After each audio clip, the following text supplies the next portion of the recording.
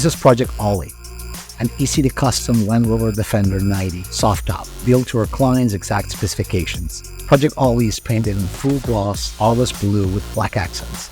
Ollie sits on 18-inch Con 1983 black satin wheels with BFG all-terrain tires. This Defender 90 features a multi-point soft top roll cage, classic front bumper, and ECD custom black steering guard.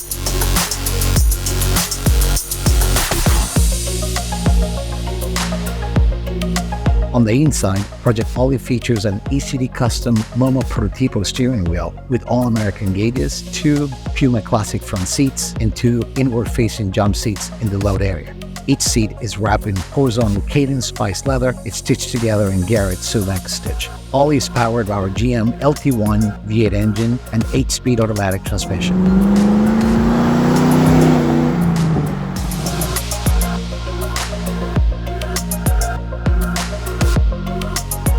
This D90 soft top also features an array of modern touches such as JL audio sound system, Apple CarPlay, and access to USB connections.